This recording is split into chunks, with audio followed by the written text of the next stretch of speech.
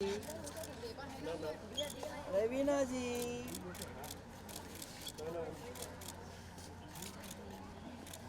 चला धन्यवाद धन्यवाद धन्यवाद धन्यवाद धन्यवाद चला thank you So anyone see the trailer? The dialogue comes in कि 90s queen. हम सब आपको अभी भी queen नहीं मानते हैं. Tell us the very first reason you said yes to the film.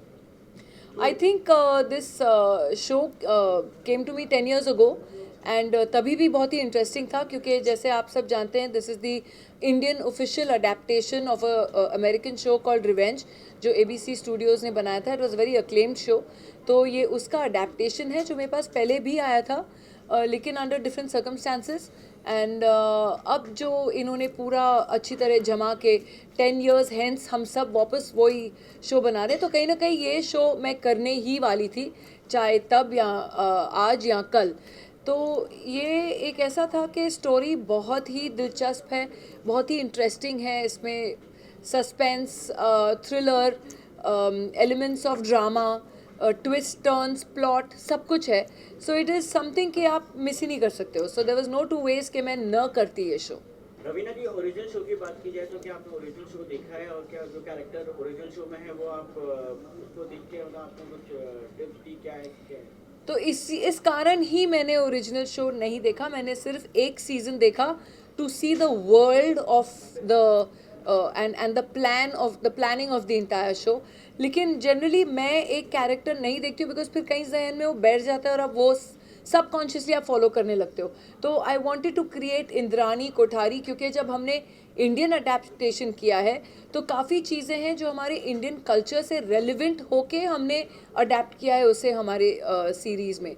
सो इसलिए रुचि जी को भी लगा कि इट्स नॉट नेसेसरी कि हम वो ही कट पेस्ट कॉपी करें. देयर इज़ अ लॉट जो बहुत चेंजेस हम लाए हैं इस शो में which makes it even more interesting and more identifiable with our audiences. What is the most challenging part while working on this project? क्योंकि adaption है, क्योंकि उम्मीदें ज़्यादा होंगी, वो ज़्यादा कामयाब रहा है, फिर इसका एक अलग ही अंदाज है क्योंकि हिंदी की ऑडियंस के लिए है. तो आपके लिए क्या चैलेंजिंग रहा? आई थिंक सही सवाल है आपका, सही प्रश्न है क्योंकि ज़रूर ये एक जहन में रहता है कि एक शो जो सक्सेसफुल हो चुका है आशा करते हैं कि हम भी उसी सक्सेस की ऊंचाइयों को छुएं इस शो को लेकर. मेहनत तो सभी करते हैं और कामयाबी तो सभी चाहते हैं लेकिन अल्टीमेटली ऑडियंस इज़ किंग और ऑडियंस के ऊपर निर्भर है कि उनको शो पसंद आता है नहीं आता है. अब तक के जो रिएक्शंस हैं ट्रेलर्स को लेके वो बहुत ही पॉजिटिव हैं, बहुत ही अच्छे हैं. एक लोगों में एक एक्साइटमेंट है कि ऐसा एक शो आ रहा है थोड़ा अलग किस्म का. तो कहीं ना कहीं हम सब प्रार्थना ही कर सकते हैं और होप कर सकते हैं कि हमारी सबकी मेहनत रंग लाए. रवीना जी, हॉटस्टार की बात की जाए तो हॉटस्टार मतलब कि जो भी शोज आ रहे हैं हॉटस्टार के तो उसमें वुमेन्स को जो है काफ़ी स्ट्रॉन्ग बताया गया और काफ़ी स्ट्रॉन्ग रिप्रेजेंट किया गया है. जैसे सुष्मिता सेन का शो आर्या हो, काजल जी का शो ट्रायल हो, तो उसके आपको लगता है कहीं ना कहीं हॉटस्टार जो है वुमेन एम्पावरमेंट की कुछ ज़्यादा ही सोच सकता है क्या? आई थिंक एक खूबी है इस चैनल की जो ये विमेन ओरिएंटेड जिसे हम कहते हैं या जो प्रोटैगनिस्ट हैं विमेन लेड शोज़ आजकल एक्चुअली पैन OTT प्लेटफॉर्म्स पे हो रहे हैं और हमारी फिल्मों पे भी एक इक्वल अपॉर्चुनिटी काइंड ऑफ एक दिख रहा है रेल्म जो चल रहा है इस समय. So I think it is a great change for basic awareness also in our society to bring about that change. तो कहीं ना कहीं ये इन्फ्यूज़ करता है ऑडियंसेस के माइंड्स को भी and it's kind of working and I think ये एक बहुत ही अच्छा साइन है कि a platform encourages mostly women led shows. And अगर आप देखें तो it is something that is being accepted very well. So एक एक्सेप्टेंस जो है वो भी बहुत ज़रूरी है क्योंकि आप जो है आप you can keep making content लेकिन अगर ऑडियंस नहीं एक्सेप्ट करे तो वो कंटेंट नहीं चलेगा. लेकिन मतलब ऑडियंस की तरफ से भी ये एक्सेप्टेंस है. So in basically I feel in society it's a great change. Indrani ji का किरदार और रमिका सेन जी का किरदार कितना सिमिलर है और कितना डिफरेंट है दोनों किरदार में. And adding on that how long we have to wait for chapter 3? I think आप देखेंगे रमिका सेन और इंद्रानी कोठारी में और जो पिछला मैंने कस्तूरी डोगरा किया अरण्यक में तीनों ही किरदार बहुत ही अपने आप में अलग किस्म के कैरेक्टर्स हैं. एंड कहीं ना कहीं हमको as what I am as a person भुला के उस कैरेक्टर के शूज़ में घुसना बहुत ज़रूरी हो जाता है, एंड वो ही कोशिश करते हैं, चाहे मैं हूँ, चाहे वरुण हो या नम्रता हो, सब एक्टर्स यही कोशिश करते हैं, कोशिश जारी है, बाकी लोगों को पसंद आए तो बहुत ही अच्छा होगा। नम्रता, आपसे पूछना चाहूंगा कैसा एक्सपीरियंस रहा इतनी दिग्गज कलाकार के साथ काम करने के लिए? वरुण, आपसे भी जानना चाहूंगा क्या सीखने को मिला? आई थिंक ये सीखने को मिला कि हार्ड वर्क हमेशा कंटिन्यू रखना पड़ता है। वो जो हंगर होता है एक आर्टिस्ट में, वो हमेशा कंटिन्यू रखना पड़ता है, चाहे आपने कितने भी अवार्ड जीते हो, रिगार्डलेस आपको सेट पे आना है, उतनी ही मेहनत करनी है, उतना ही प्रेप करना है। And I think Raveena ma'am से मैंने यही चीज़ सीखी है। नहीं, बिल्कुल, आई थिंक सेम मेरे लिए भी इतना प्रोफेशनलिज्म, डिसिप्लिन, हंगर अभी भी इनमें देखना बहुत ही इंस्पायरिंग था मेरे लिए, क्योंकि that's what I aspire to be. और आई होप कि इनकी जो कला है, टैलेंट है, I have imbibed a little bit. बहुत ही एनरिचिंग एक्सपीरियंस रहा मेरे There are two questions. Do you think the sense of responsibility goes up on your shoulder when people appreciate your work even today in the current scenario?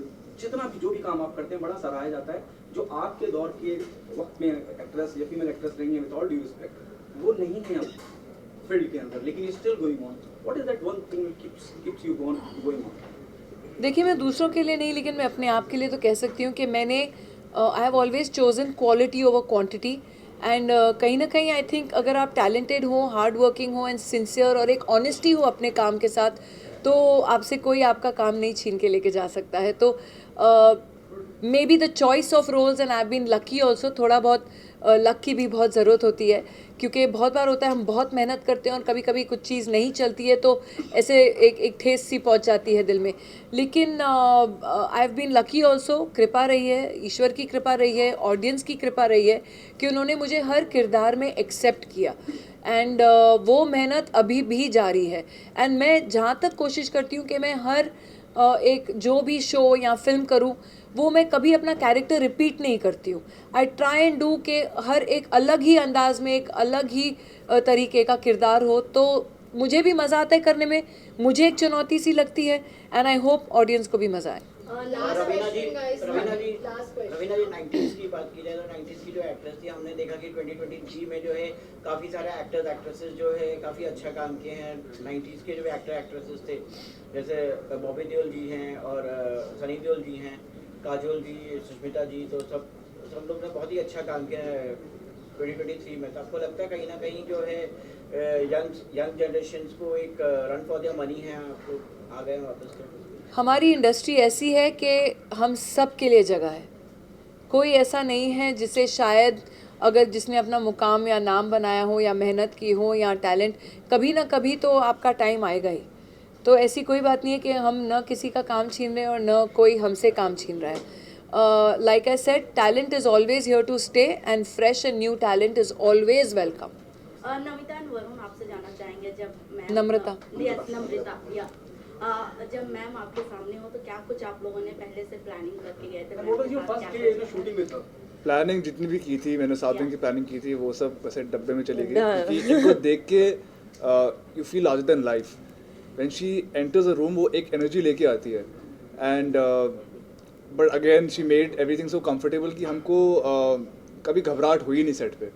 तो बहुत easy to work था। After I met her, obviously before मैं काफ़ी डरा हुआ था कि पता नहीं मैं कैसे बात कर पाऊँगा, मैं अपना रोल सही से निभा पाऊँगा नहीं निभा पाऊँगा, but she made things so easy कि मेरे लिए ये शो करना आसान हो गया। नहीं, मैं बहुत शाय थी पहली मुलाकात में, लेकिन हम पहले लुक टेस्ट में मिले थे और फिर बहुत सारी रीडिंग्स की थी, तो जो भी नर्वसनेस थी वो उसमें ही यूज़ अप हो गई। और फिर जब हम सेट पे थे, एंड बाय दैट टाइम हमारी बहुत सारे रीडिंग्स हुए थे, तो we got to know each other. और वो इतनी वार्म है, इतनी प्रोफेशनल है, she is there to play her character, and वो इंश्योर करती है कि सब उनके आसपास हैप्पी और सिक्योर फील कर रहे हैं। तो it was just a lot of fun. Namrata ji, पहली आपकी सीरीज है और रवीना जी के साथ है, और उसमें ऊपर से सुनने पे सुहागा ये है कि नेगेटिव रोल आप प्ले कर रही हैं, तो कितना ज़्यादा प्रिपरेशन की थी आपने उसके लिए, और क्या मतलब कि ये इंटेंट था आपका कि मतलब कि आपको नेगेटिव को डीप्ली करना है क्या? नेगेटिव है कि नहीं आप शो देखने के Exactly. बाद डिसाइड कर लीजिए, वो हम रिवील नहीं कर सकते।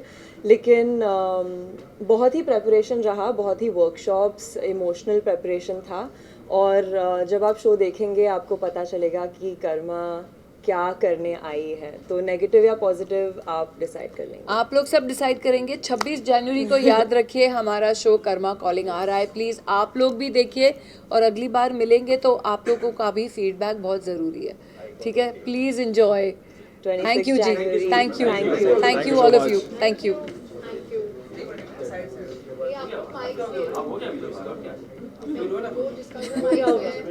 सब ले लीजिए।